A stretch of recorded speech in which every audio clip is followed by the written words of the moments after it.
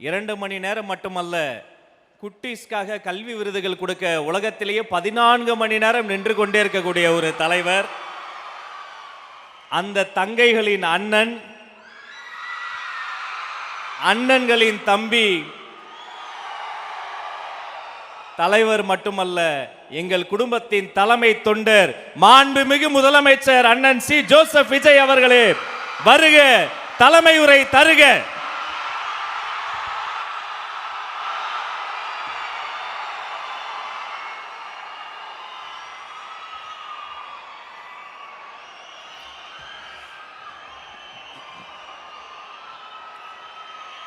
என் நெஞ்சில் குடியிருக்கும்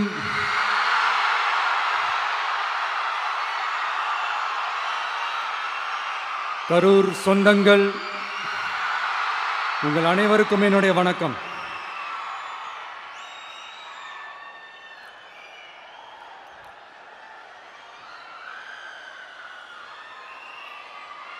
ஒரு மனுஷன் லைஃப்ல எவ்வளோ பெரிய ஒரு உயரத்துக்கு போனாலும் மனசளவில் சில வலிகள், காயங்கள், அதை மறக்க முடியாது இல்லையா? எல்லார் லைஃப்லையும் அப்படி தான், நமக்கும் அப்படி தான். நிறையா வலிகள், காயங்கள் எல்லாத்தையும் தாண்டி தான் வந்திருக்கிறோம். ஆனால் எல்லாத்தையும் விட ரொம்ப ஜாஸ்தியான அந்த வலியும் அந்த காயமும் எனக்கு அந்த கரூர் சம்பவம் தான்.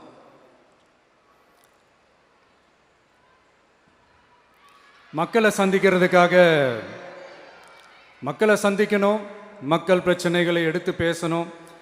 அதுக்காக தான் அந்த மக்கள் சந்திப்பு பயணத்தை தொடங்கி திருச்சி, அரியலூர், நாகப்பட்டினம், திருவாரூர், நாமக்கல், கரூர் அப்படின்னு சொல்லிட்டு போயிட்டுருந்தோம். அரியலூரில் அந்த மீட்டிங் முடிச்சுட்டு பெரம்பலூர் போகிறதுக்கு முன்னாடி அந்த பெரம்பலூர் போலீஸ் எங்களை அலர்ட் பண்ணாங்க. சரிங்க, கூட்டம் கொஞ்சம் ஜாஸ்தியாக இருக்குது, லேட் ஆகிடுச்சு, வராதிங்க அப்படின்ட்டு. So we had no choice. Police சொன்னால் நம்ம அதை ஒபே பண்ணி தானே ஆகணும். அதே நேரத்தில் பெரம்பலூர் மக்களோட அந்த சேஃப்டியும் மைண்டில் எடுத்துக்கிட்டு ஒரு மன வலியோடவே திரும்ப போயிட்டோம். அதுக்கப்புறம் பெரம்பலூர் தொகுதி மக்களுக்கு மன்னிப்பும் கேட்டோம்.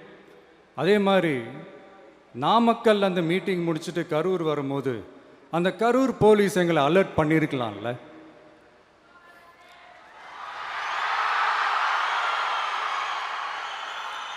இல்லை சார், இங்கே எதிர்பார்த்ததை விட கொஞ்சம் கூட்டம் அதிகமாக இருக்குது, கண்ட்ரோல் பண்ண முடியல, வராதிங்க. அண்ட் போலீஸ் நினச்சா அவங்க அந்த மீட்டிங்கே கேன்சல் பண்ணலாம். ஏதோ தப்பாக இருக்குது, ஏதோ தப்பாக தோணுது அப்படின்னு நினச்சிட்டாலே they have all the rights to cancel the meeting. எங்ககிட்ட கேட்கணும்லாம் ஒன்றும் அவசியமே கிடையாது. ஆனால் அதையெல்லாம் எதுவுமே செய்யாமல் அந்த ஹைவேல இருந்து அந்த ஸ்பாட்டுக்கு போலீஸே எங்களை உள்ளே கூட்டிகிட்டு வந்து விட்டு அந்த நாடகம்லாம் இருக்கு பாருங்க.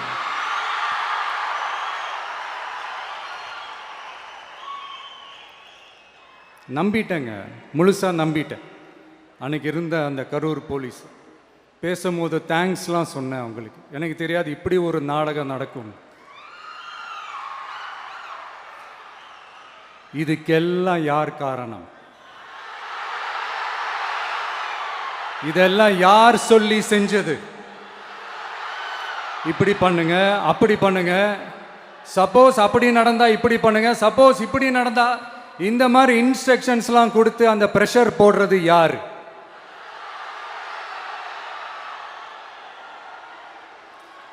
அந்த சம்பவத்தில் நம்ம யாரெல்லாம் இழந்திருக்கோம் தெரியுமா? ஒரு டிவியில் என் படமோ பாட்டோ வந்துச்சுன்னா, அம்மா விஜய் மாமா, அம்மா விஜய் மாமா அப்படின்னு சொல்லி அவங்க அம்மா கிட்ட சிரிச்சுக்கிட்டு அந்த டிவி ஸ்க்ரீனை போய் தொட்டு முத்தம் கொடுத்துக்கிட்டு என் அக்கா தங்கச்சிங்களோட தங்க பிள்ளைகளை இழந்திருக்கோம்யா. மழலை கூட சரியா வராதப்போ ஒரு பேப்பர் மேகசினில் என் ஃபோட்டோவை பார்த்தா அது சிரிச்சுக்கிட்டு அந்த கள்ளங்கபடம் இல்லாத அந்த சிரிப்பு, அந்த கடவுள் மாதிரி இருக்கிற அந்த பச்சை பிள்ளைங்களை இழந்திருக்கோம்யா. என் அக்கா தங்கச்சி அண்ணன் தம்பி குடும்ப உறவுகளை இழந்து அந்த வலியோட இருக்கிற என்ன நீங்க ஏளனமா பேசுறீங்களா? என் மேல பழிய தூக்கி போடுறீங்களா? இப்படி ஒரு சம்பவம் நடந்துருச்சு. இது ஏன், எதனால, அதுக்கான பின்னணி என்னன்ட்டு அந்த வலியோட வீட்டில் உட்கார்ந்துட்டு இருக்கிறேன். ஓடி ஒளிஞ்சிட்டான்னு வர சொல்றீங்களா? வாய் வாயின்னு ஒன்று இருந்தா என்ன வேணாலும் பேசுவீங்களா?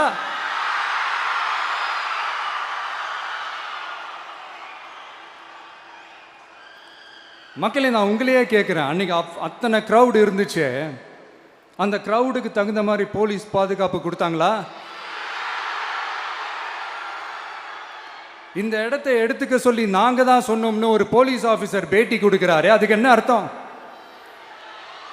இவ்வளோ வலி, இவ்வளோ காயங்கள் கொடுத்துட்டு பழியை தூக்கி நம்ம மேல போட்டுட்டு அதுல ஒரு அரசியல் ஆதாயம் தேடுறீங்களேயா?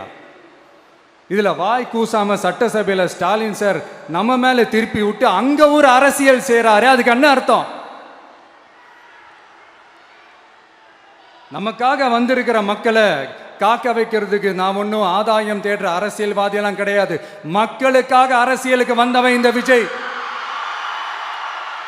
எனக்காக எல்லாமும் கொடுத்த என் மக்களுக்காக எல்லாத்தையும் விட்டுட்டு மக்களுக்காக மட்டுமே அரசியலுக்கு வந்தவன் இந்த விஜய். அவங்களுக்காக நன்றி கடன் செலுத்துறதுக்காக மட்டுமே அரசியலுக்கு வந்தவன் இந்த விஜய்.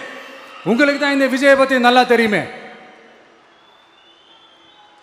ஆனா நம்ம எல்லாருக்குமே இத்தனை வலிகள் காயங்கள் கொடுத்தவங்களுக்கு இந்த 2026 தேர்தலில் தக்க பதிலடி கொடுத்துட்டீங்க. ஆனா அது மட்டுமே பத்தாது மக்களே, அது மட்டுமே பத்தாது. காலகாலத்துக்கும் எழுந்திருக்கவே முடியாத அளவுக்கு நிரந்தரமான ஒரு பதிலடியை நீங்க கொடுத்துக்கிட்டே இருக்கணும்.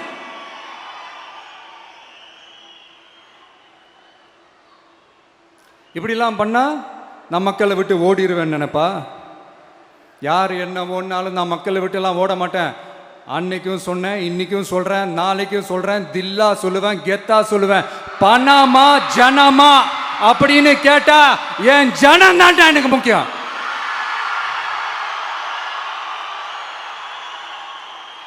மக்களே, உங்களை விட எனக்கு இந்த காசு பணம் முக்கியமா என்ன? இவ்வளோ குறைகள் நம்ம மேல சொல்றாங்களே, இப்ப நான் சொன்ன மாதிரி அவங்களால ஓப்பனா சொல்ல முடியுமா? அந்த தில்லு இருக்கா, திராணி இருக்கா?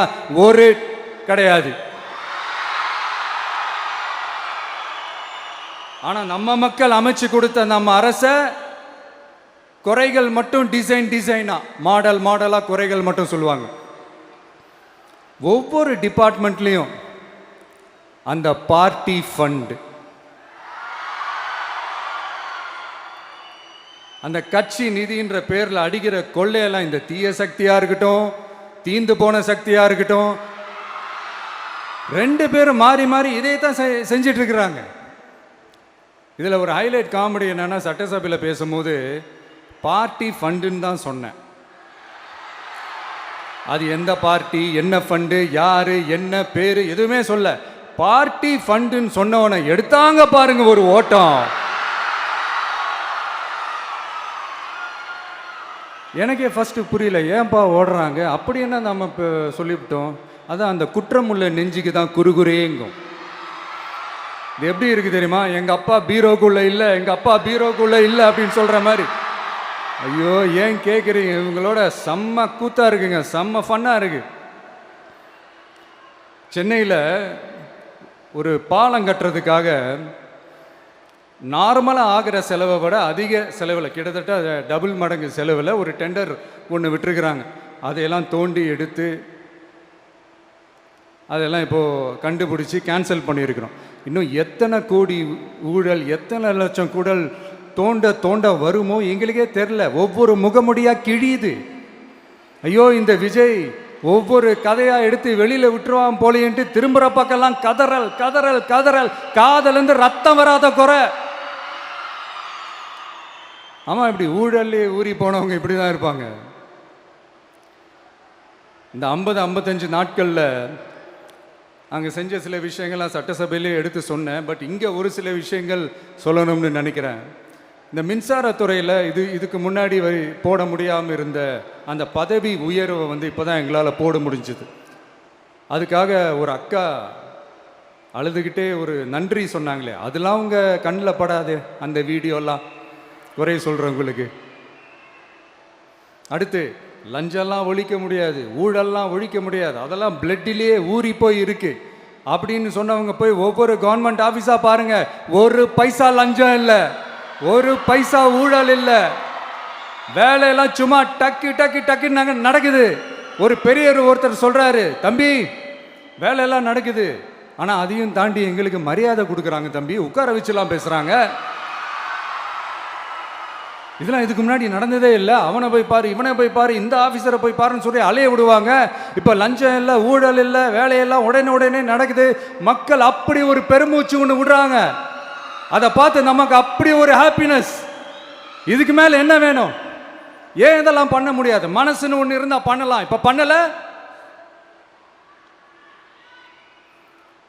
அதே மாதிரி இந்த எல்என்டி நிறுவனத்தோட 18,600 crore 3 திட்டங்கள் அந்த ஒப்பந்தம், அந்த கையெழுத்து போட்டிருக்கிறோம்.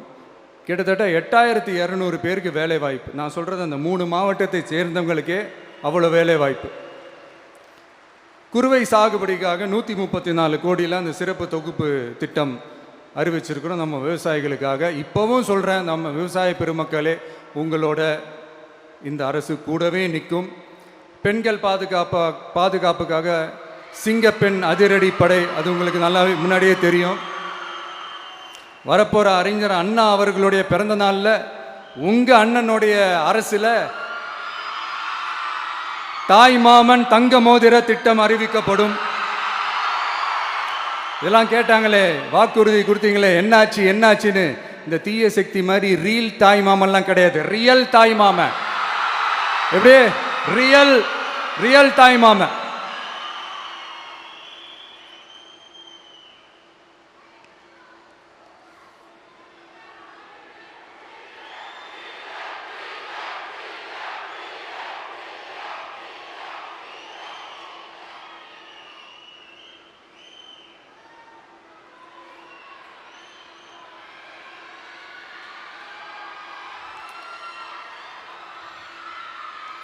இந்த தீய சக்தியை பற்றி, அவங்க நிர்வாகத்தை பற்றி ஒரு வெள்ளை அறிக்கை ஒன்று வெளியிட்டோம்ல, அது ஷார்ட் அண்ட் ஸ்வீட்டாக சொல்லணுன்னா, ஒரு ஓட்ட பாத்திரத்துக்குள்ளே தண்ணி ஊற்றிக்கிட்டே இருந்திருக்கிறாங்க.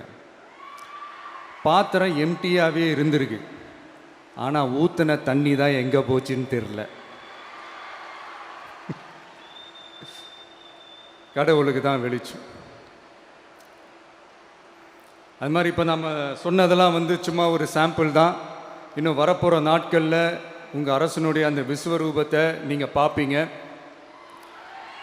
அடுத்து வாயத்தொடங்க சிஎம். அடாடா, உங்கள் சிஎம்ஐ நெஞ்சிலேயே குத்திட்டு வந்தீங்க பாருங்க, அதெல்லாம் வேற லெவல். பேசுங்கன்றீங்க, பேசுனா எந்திரிச்சு ஓடிடுறீங்க. இனிமேல் பேச ஆரம்பிக்கிறதுக்கு முன்னாடி என்ன பண்ணணும் அப்படின்னா, ஒரு நண்பர் ஒருத்தர் சொன்னார், மாண்புமிகு பேரவைத் தலைவர் அவர்களே, எல்லா டோரையும் இழுத்து லாக் பண்ணுங்க அப்படின்னு சொல்லிட்டு தான் பேச்ச ஆரம்பிக்கணும் போல் இருக்கு. ஏன்னா பேசிட்டு இருக்கும் போதே எந்திரிச்சு ஓடிடுறாங்க. 5 நிமிஷம் பேசினதுக்கே குளத்தூர்ல கொத்து பரோட்டா போட்டாங்க. இதுக்கு மேலே பேசினா மொத்தமாக முடிஞ்சிடும், பார்த்துக்கங்க. நாம் அரசியல் பேசினா விஜயெல்லாம் அரசியல் பேசலாமா அப்படிங்கிறது. சரிப்பா, நமக்கு எதுக்கு வம்பு, நம்ம பாட்டுக்கு நம்ம வேலையை பார்ப்போம், எதுக்கு அவங்கள பற்றி பேசிக்கிட்டு அப்படின்னு இருந்தால் விஜய்க்கு அரசியலே பேச தெரில அப்படிங்கிறது. இப்படியே மாறி மேகதாது அணையை பற்றி என்ன தெரியும், விஜய் அதை பற்றி பேசலை. இப்படி நம்ம அரசியலுக்கு வந்ததுலேருந்தே ஒரு கூட்டம் குறை மேலே குறையா சொல்லிக்கிட்டு, பாட்டு கச்சேரி எங்களுக்கும் பண்ண தெரியும், பண்ணலாமா? இந்த மேகதாது அணை சம்பந்தமான அந்த வழக்கில் தமிழ்நாட்டோட பெட்டிஷனை சுப்ரீம் கோர்ட் எப்போ ரிஜெக்ட் பண்ணிச்சு? அப்போ யார் ஆட்சியில் இருந்தா? ஏன் ஒழுங்காக வாதாடல? நீங்கள் ஒழுங்காக வாதாடி இருந்தீங்கன்னா அதை ரிஜெக்ட் பண்ணியிருக்க மாட்டாங்கல்ல. ஏன் ஸ்டாலின் சார் வேணும்னே விட்டுட்டாரா? ஏன் இப்படிலாம் கேள்வி கேட்கலாமா? இப்படிலாம் கேள்வி கேட்டால் தான் மேகதாது அணையை பற்றி பேசுனதா அர்த்தமா? ஏன் அந்த ஸ்டேட்டு சிஎம் பேசுகிறாரு, நீங்கள் ஏன் பேசலை அப்படின்னா, நம்ம ஸ்டேட்டோட உரிமையை எங்கே நிலைநிறுத்தணுமோ அதுக்காக வேலை பார்க்குறது மட்டும்தான் முக்கியம். சும்மா சவால் விட்டுக்கிட்டு சீண்டி பார், நான் யார் தெரியுமா, தொட்டு பார், இப்படிலாம் பேசிக்கிட்டு இருந்தால் வேலைக்கு ஆகாது. சும்மா பேசி பேசி பிரச்சனையை வளர்த்துக்கிட்டு யார் மேலேயாவது பழியை தூக்கி போட்டுட்டு அப்புறம் மக்களை அம்போன்னு தெருவில் விட்டுட்டு இப்படி தான் ஒரு அரசியல் பண்ணணும்னா அந்த அரசியல் நமக்கு தேவையும் இல்லை, அதை நம்ம செய்யவும் போகிறதில்ல. Talk less work more mode தான், அதுதான் நம்ம பாலிசியே. அதனால தான் சட்டசபையில் அந்த அரசினர் தீர்மானம்னு சொல்லி ஒன்று கொண்டு வந்தோம். அது எப்படி டு டேக் இட் ஃபார்வர்ட் எப்படி கொண்டு போகணுமோ அதை சரியாக செய்வோம். சென்ட்ரல் கவர்மெண்ட்லேருந்து அந்த டீலிமிட்டேஷனை திரும்ப கொண்டு வர போகிறதா ஒரு பேச்சு ஒன்று அடிபடுது. யார் என்ன டீலிமிட்டேஷன் கொண்டு வந்தாலும் தமிழ்நாடு அது ஒத்துக்காது. நமக்கான இடத்த யாரும் பறிக்கவும் முடியாது, அது பறிக்கவும் விட மாட்டோம். இப்படி நாம் இருக்கும்போது இந்த தீய சக்தி திமுக எங்கே போய் நிற்குது, யார் கதவை தட்டிக்கிட்டு நிற்குது, அது உங்களுக்கே நல்லா தெரியும். மக்களே, இந்த தீய சக்தியும் தீந்து போன சக்தியும் வேறலாம் இல்லை, கூட்டு களவாணிங்க. சொல்ல முடியுமா அவங்களால? எங்களுக்குள்ள ஒட்டும் இல்லை, உறவும் இல்லை, அறிவிக்க முடியுமா, நிரூபிக்க முடியுமா? இந்த வரப்போகிற இடைத்தேர்தலில் அதை நிரூபித்து காட்டுங்க, அப்புறமா பேசுங்க. மக்களை, என் மனசை விட்டு கரூர் எப்பவும் நீங்கவே நீங்காது. நமக்கு ஏற்பட்ட வேதனையான சம்பவத்தை, நமக்கு எதிராக நடந்த சதிய சூழ்ச்சியை இனி வர்ற ஜென்ரேஷனும் அவங்களுக்கு தெரியப்படுத்தணும்ல. அதுக்காகவே இனி ஒரு அரசியல் சதிய, அரசியல் சூழ்ச்சியை யாரும் யோசிக்கவே கூடாதுன்றதுக்காகவே கரூரில் ஒரு நினைவு சின்னத்தை நம்ம டிவிகே சார்பாக அமைக்கப்படும் அப்படின்றத அறிவிக்கிறோம். அப்புறம் கரூர்லேருந்து ஒட்டுமொத்த தமிழ்நாட்டு மக்களுக்கும் சொல்கிறேன், உங்கள் டிவிக்கு அரசு உங்களுக்காகத்தான் உழைக்கும். அடிப்படை வசதிகளை முதல்ல நிறைவேற்றணும். ஒரு பக்கம் நிதி நிலைமையை சரி செஞ்சுக்கிட்டே, இன்னொரு பக்கம் அப்படியே நாம் சொன்னதில் ப்ரையாரிட்டி பார்த்து ஒவ்வொன்றா படிப்படியாக நிறைவேற்ற ட்ரை பண்ணுவோம். இது எப்பவும் உங்களுக்கான அரசாக தான் இருக்கும். இந்த விஜய் உங்கள் விஜயாக தான் இருப்பான். நீங்கள் உரிமையோட உங்கள் கவர்மெண்ட்டை நீங்கள் அணுகலாம். இந்த தீய சக்தி ஆட்சி முடிஞ்சு பொட்டிக்குள்ளே போனதுலேருந்து என்னென்னமோ பண்ணுறாங்க, இது ஏதோ பேசுகிறாங்க, சோஃபாங்கிறாங்க, வாஷிங் மிஷினுங்கிறாங்க. இந்த அரசியல் வியாபாரம் பண்ணுறதுக்கான அந்த வெண்டிங் மெஷினே அவங்க தான். யார்? இந்த திமுக. இதில் நம்மளை பார்த்து வாஷிங் மிஷினுங்கிறாங்க. எலெக்ஷனில் ஓட்டுக்கு காசு கொடுக்குற அந்த கலாச்சாரத்தையே, அந்த கல்ச்சரை அடித்து நொறுக்கி இருக்கிறோம். எலெக்ஷன்லேயே அப்படி வேலை பார்த்த நமக்கு எதுக்கு இந்த குதிரை, கழுதை, ஒட்டக பேரெல்லாம்? மக்களின் பக்கம். அப்படி இருக்கும்போது நமக்கு எதுக்கு இந்த பேரெல்லாம்? இந்த திருட்டு திமுக ஆட்சியை வச்சுக்கிட்டு ஊரடிச்சு ஒலையில போட்டு இந்த கொள்ளையை அடிச்சதுனால தான் உங்க கரூர் கம்பெனி ஓனர் ஒருத்தர் எங்க எங்க இருக்காருன்னே தெரியாம ஓடு ஓடு ஓடு ஓடு ஓடு ஓடு ஓடு ஓடு வராம் பாரு வேட்டக்காரன் ஓடினே இருக்கிறாரு. இன்னொருத்தர் ஃபாரின்ல போய் ஒளிஞ்சுக்கிட்டார். ஃபாரின் ஸ்டாலின் சார்ன்னு நினச்சிட போறீங்க, அவர் இல்லை. எனக்கு எப்பவுமே ஸ்டாலின் சார் மேல ஒரு தனி பாசம் ஒன்று உண்டு. அவர் கிடையாது, இவர் வேற. சிங்கப்பூருக்கு செக்கப்புக்கு போனார்ல அவரு. இன்னும் தோண்ட தோண்ட எத்தனை பேர் மாட்ட போறாங்களோ தெரில.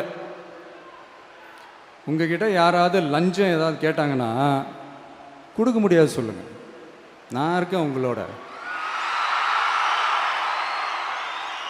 அப்படியே யாராவது ஃபோர்ஸ் பண்ணாங்கன்னா இது எங்க மகன், எங்க புள்ள, எங்க அண்ணன், எங்க தம்பி, எங்க விஜய், எங்க விஜயோட ஆட்சின்னு ஸ்ட்ராங்கா சொல்லுங்க. மக்களை, நீங்க கூட இருக்கும் போது லஞ்ச ஊழல் மட்டும் இல்லை, அதிகாரத்தை வச்சு ஆட்டம் போடுற யாரா இருந்தாலும் அடங்கிடுவாங்க. இந்த கடமை, கண்ணியம், கட்டுப்பாடுன்ட்டு ஒரு காலத்தில் கொள்கையோடு இருந்த கட்சியெல்லாம் இன்னைக்கு எப்படி இருக்கான்னு உங்களுக்கே தெரியும். அதாவது இந்த டிவிகே கட்சியோட தலைவரை எதிர்க்கிறதுல ஒரு நியாயம் இருக்கு. ஏன்னா உங்க பொழப்புல மண்ணள்ளி போட்டான். என்ன இந்த ஊழல் லஞ்சம்லாம் பண்ண மாட்டேன்னு சொல்லி உங்க அரசியலையே ஒரு தெருமுனைக்கு கொண்டாந்து விட்டான். மக்கள் வேற அவனை தான் நம்புறாங்க. ஸோ இந்த விஜயை எதிர்க்கிறதுல ஒரு அரசியல் நியாயம் இருக்குது, அது புரிஞ்சிக்கலாம். ஆனால் இன்னைக்கு இந்த விஜயை மக்கள் ஓட்டு போட்டு ஜெயிக்க வச்சு ஒரு தீர்ப்பை கொடுத்து மக்களுக்காக வேலை செய்யறதுக்காக முதலமைச்சராக உட்கார வச்சிருக்கிறாங்க. என்னமோ இன்னமும் நீங்க தான் ஆட்சியில் இருக்கிற மாதிரி விஜய் கரூருக்கெல்லாம் போகக்கூடாது, விஜய் இங்கே போகக்கூடாது, அது செய்யக்கூடாது, இது செய்யக்கூடாதுன்னு எனக்கு புரியலையே. ஆட்சியில் இருக்கும் போது தான் இவ்வளோ கட்டுப்பாடெல்லாம் போட்டீங்க, எஸ்ஓபிஸ்லாம் போட்டீங்க, ஸ்டாலின் சார் ஆப்ரேட்டிங் ப்ரொசீஜர்லாம் போட்டீங்க. இப்போவும் அதே பண்ணிட்டு இருந்தீங்கன்னா என்ன சார் நியாயம்? இல்லை நான் தெரியாமல் தான் கேட்குறேன், இன்னும் கனவுலையே இருக்கிறீங்களா? முதல்ல முழிச்சு வாங்க, ரியாலிட்டிக்கு வாங்க. உங்கள் ஆட்சியெல்லாம் வீட்டுக்கு போய் டிவிக்கேன்னு ஒரு ஆட்சி வந்து ரொம்ப நாள் ஆச்சு.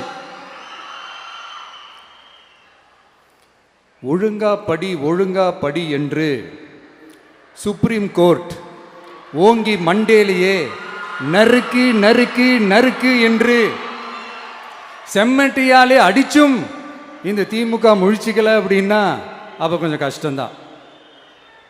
வெற்றி தோல்வியெல்லாம் அரசியலில் சகஜம் சார், அதுக்காகலாம் வெறி பிடிச்சி இந்த பதவி வெறி பிடிச்செல்லாம் அலைய தேவையில்லை. நல்ல விதமாகவே சொல்கிறேன், நியாயமான அரசியல் பண்ணுங்க. ஓ அதுதான் உங்களுக்கு தெரியாதுல்ல?